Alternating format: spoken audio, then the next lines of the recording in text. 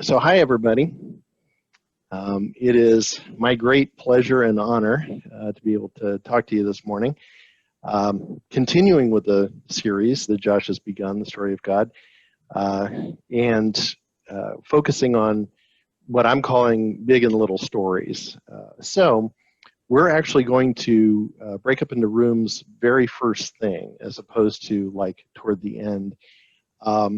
And so, Josh, if you could have that ready, that would be amazing. And I have a question for us to consider, okay? And that is, have you been in a situation where you had to take a stand on principle over ethics or faith, and that stand could potentially have caused you personal harm, such as to your reputation or relationships? So I'm going to give you 10 minutes. Sarah, that's 10 minutes, okay, to share with each other, and then we'll come back together. Way too fast. Yeah, I know. I know. It's okay. I know. Because, you know, that's one of the most fun things about the gathering, actually, in this environment that we find ourselves in. Well, let me go on. I am going to circle back to what you all were talking about, okay? But there is this book written by Parker Palmer. It's called The Courage to Teach, and it's intended for teachers, but not only teachers. And he talks about the need to maintain paradox and tension in life. And I'm so glad that Stuart Hayes is with us, because he was real big on this when he was at DCF, maintaining tension. And one of the paradoxes that Palmer identifies is honoring the little stories of the individual and the big stories of the disciplines and traditions. And this is what I'd like to dwell on this morning. So we're in the midst of this series, right? The Story of God. And I want to zoom out this morning, no pun intended, of course, and talk about how we can consider the stories of the Bible in such a way that they are more meaningful to us. So just a little bit of background. I teach ethics to undergrads and also masters and also doctorate. So I'm kind of inundated with it. And one of the things that we discuss in class is postmodernism. And as with a fish that might have a difficult time describing the water it swims in, sometimes it's difficult to talk about postmodernism because we are completely surrounded by it. The advantage that I have over my undergrads, especially, is that I'm older, and I've seen the kind of creeping effects of postmodernism since about the 60s. Back then, the ideas of postmodernism were considered revolutionary, and they were advocated mostly by academics. But now those ideas are absolutely mainstream. And I could talk about a lot of different aspects of postmodernism, but the one I want to focus on this morning is the importance we place today on telling our own story, as some say, of living our own truth. So just a real quick lesson, okay? Modernism was all about rational thought and the idea, if I can borrow from the X-Files, that the truth is out there and it's something we can actually agree on. So the sources of truth tended to be those had been around a long time. So, for instance, the Greek philosophers or the Bible. And then in response, postmodernism says, among many things, that we have to actively construct knowledge for ourselves through experience, and therefore, knowledge is inherently personal and unique for each individual. So there's a need for us to tell our stories because they shape us and they give us a unique perspective on the world. And as a result, unfortunately, the ancient sources of knowledge have become less important. And this is the water that we find ourselves swimming in these days. We Christians then are presented with a dilemma, or what Palmer would characterize as a paradox. And that's, in this age that we live in, even while believing that the individual stories are important and should be heard, we have the Bible, and which we believe is God's word, and which the Apostle Paul says in 2 Timothy 3, that it is useful for teaching, rebuking, correcting, and training in righteousness, so that the servant of God may be thoroughly equipped for every good work. And so that's our conundrum. Palmer believes the challenge these days is that we see our stories somehow in opposition to stories such as those found in the Bible. That if we value the Bible stories, as an example, that somehow diminishes our own stories. Though he considers both kinds of story to be important, he makes this distinction between individual stories, referring to them as little stories, and the stories of history or the Bible, which he calls big stories. And he says, when my little story, or yours, is our only point of reference, we easily become lost in narcissism. So the big stories of the disciplines must also be taught in the learning space, stories that are universal in scope and archetypal in depth, that frame our personal tales and help us understand what they mean. We must learn to listen to the big stories with the same respect we accord individuals when they tell us the tale of their lives. So our little stories are important because they are personable, they are relatable. No one's going to argue with us because our story is based on personal experience. And goodness knows, I just published a memoir based on the stories of my life, so I certainly believe in the power of our own stories, yet mine is just one story. But there are bigger stories that span hundreds and even thousands of years and have instructed millions of people with their big themes and big ideas. I'm not only talking about the Bible, I'm also talking about the teaching of ancient philosophers that people have gravitated to for centuries. I'm talking about stories of discovery that have inspired generations and the words of great leaders who have led our ancestors through some of the darkest times that our planet has known. So the danger of the little stories have to do with both time and experience, both of which are limited. We may also begin brandishing our little story as a big story. Best example I can think of today is the Flat Earth movement. A bunch of individuals brought their own little stories together about Flat Earth and attempted to create a big story from it.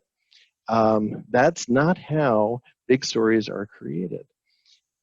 So what makes a big story a big story? The hallmarks of big stories is their enduring nature. They have been tested, and the principles have been found to be genuine and useful and inspiring. And this is certainly true of the Bible stories, given that the youngest of them is at least 2,000 years old. And yet, since the invention of the printing press, the Bible has somehow never been out of print. But these stories have the crucial distinction that they are God-breathed, as the Apostle Paul put it. The Bible has been called the greatest story ever told.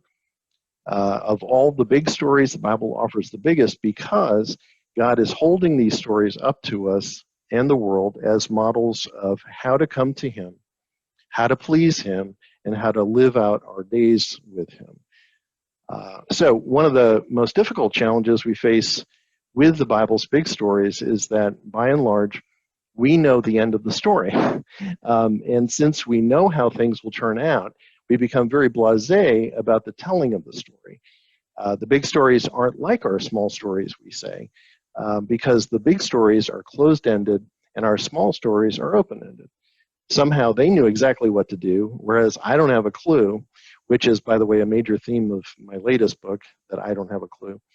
I mean, of course, God shuts the lions' mouths for Daniel. Of course, David defeats Goliath. Of course, Jesus resurrects Lazarus. Duh, you know. So we almost have to trick ourselves to make these big stories meaningful. And here is the trick. We treat the big story as a little story, as, in fact, our story. We don't denigrate the story or discount its importance for our lives, but in fact, it's just the opposite. Early in the biblical story, we first encounter characters and the dilemmas of the story. And at that moment, we can introduce ourselves into the story, feeling what the characters must have felt, treating the story as open-ended rather than closed-ended, where literally anything can happen, just like in our lives. In other words, we personally invest ourselves in the story.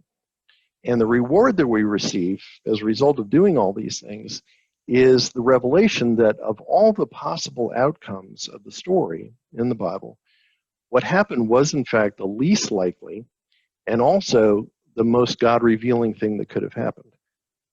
So it's then that we notice things in the story that we've missed because we lack this more, what I'll call, vulnerable perspective.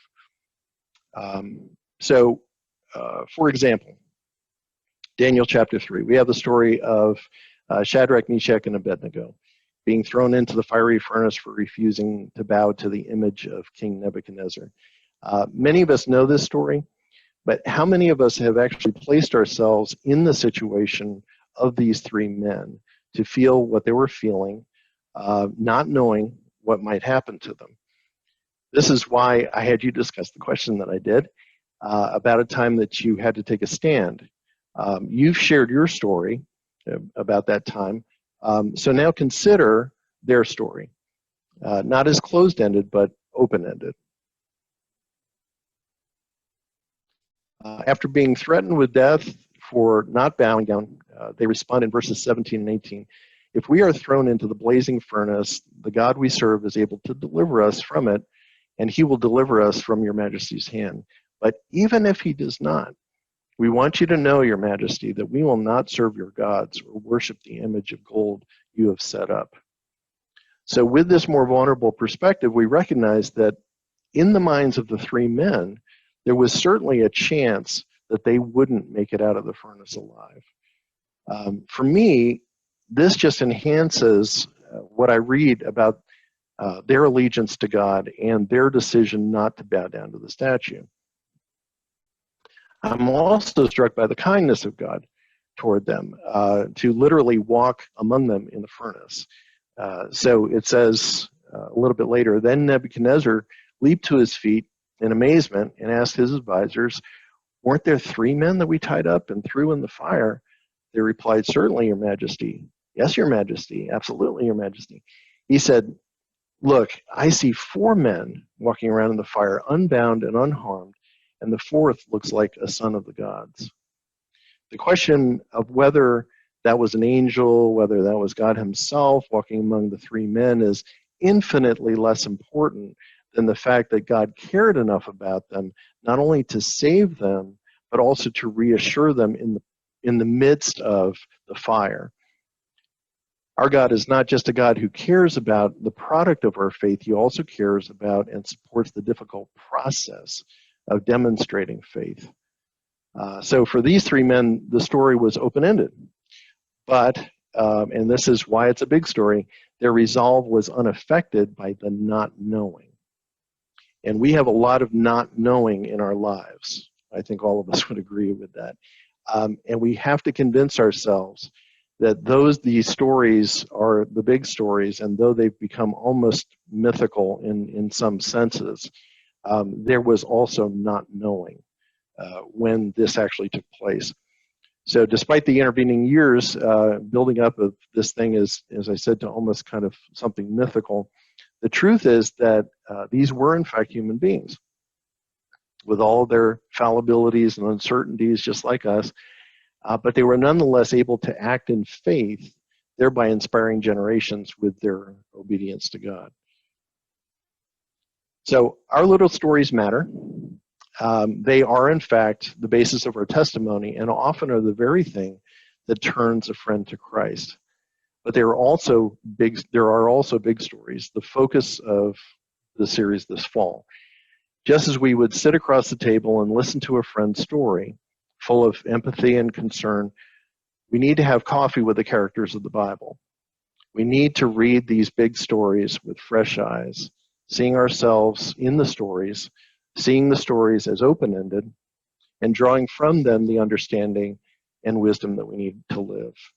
So may God bless you as you read the Bible's big stories with fresh eyes. Amen.